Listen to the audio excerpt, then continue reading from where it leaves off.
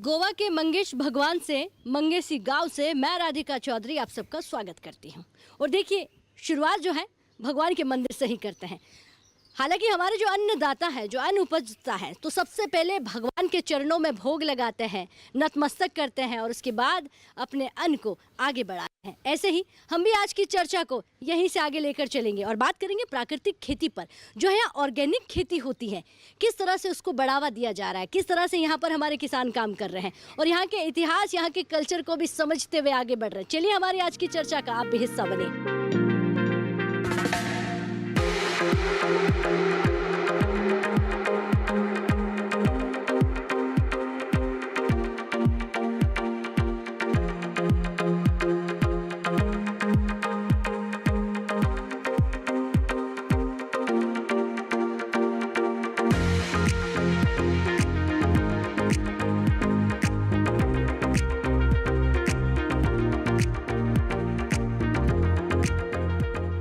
तो गोवा का सफर लगातार जारी है और ऐसे में साउथ गोवा के तड़ावली गांव में पहुंच गई और गांव वासियों को देखिए, जोरदार तालियां भाई अपने आप के लिए, बहुत स्वागत। और ये तालियों की गड़गड़ाहट जो है तड़ावली गांव से आ रही है। ये गांव है साउथ गोवा का। ये गांव हमारा प्राकृतिक खेती करता है। ये अन्नदाता हमारे गोवा के हैं और देखिए अन्नदाताओं की कहानी बुन रहे हैं। ऐसे में हमारे साथ आईसीआर के विभाग से भी है, तमाम महिलाएं, तमाम अन्नदाता बैठे हैं। शुरुआत जो मैं आपसे ही करूँगी। सर खड़े हो जाइए।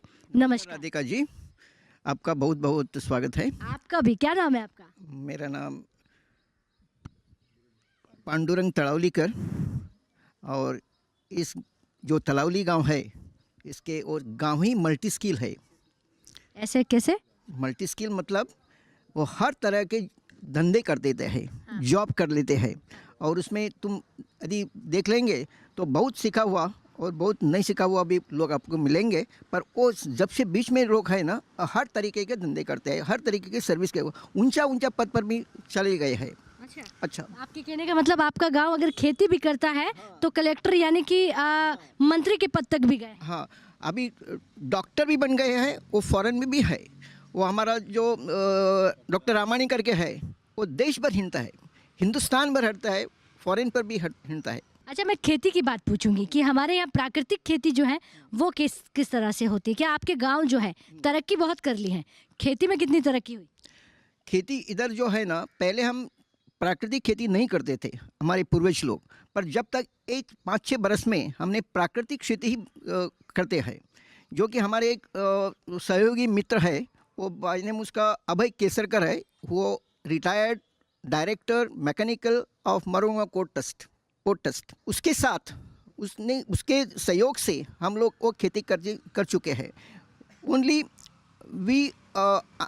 हम लोग गाय का शेन खत और बाकी का ऑर्गेनिक मैन्योर ही लेके हम 4-5 वर्ष खेती किए हैं। हमने छोटी सी 30-20 एकड़ ही ज़मीन कर दी है, फिर भी करा है और अभी भी करते हैं। अच्छा। और उसके लिए हमारे साथ जो है ना, अभी 1,20,000 चौरस मीटर जगह पड़ी हुई है। उसके लिए हम लोग सेंद्रिय खेती, मतलब आज जो प्राकृतिक खेती, और दूसरी खाजन खेती मतलब मत्स्योद्योग और गौ सेवा, ये सभी हमारे ध्यान में है, एक करने का है। तो आपसे हमको सहायता चाहिए। अच्छा, ये बताइए, हम तो सहायता सहयोग करने के लिए दिल्ली से आए, लेकिन सरकार कितनी मदद कर रही है आपकी? सरकार तो हमारे इधर से सरकार मदद कर रहे हैं, पर फिर भी उनके साथ बहुत स्कीम्स भी है, सब कुछ है। पर खेती में आकर on the spot, on the site वो लोग काम करना चाहिए, वो थोड़ा कम पड़ता है। किसको काम करना चाहिए? आपके सीएम साहब को खेतों में, या फिर? सीएम को नहीं, एग्रीकल्चर मिनिस्टर को भी नहीं, पर आपको ऑल इंडिया जो एग्रीकल्चर डिपार्टमेंट्स है उसमें जो अधिकारी लोग हैं उसमें से एक टेक्निकल होना चाहिए, जो गांव में आके पंचायत क्षेत्र में बैठता है और उसके साथ जो अपनी खेती के लोग, शेतकरी लोग, उनके पास जाता है, उनसे बोल देता है हमारे क्या का तकलीफ है। वो खेत में भी आता है अधिकारी लोग और वो देखते हैं क्या हो गया, क्या करना चाहिए, ये सब लोग। और ये करने से वो अपना कागज पत्र लिखना चाहिए उसने। और ये लिख के उसने अपने जो जोनल ऑफिसर है एग्रीकल्चर उससे देना पड़ता है। और इससे क्या हो जाता है कि उसको जो चलाने का ढंग है, मतलब जो स्पीड है वो बढ़ जाएगी।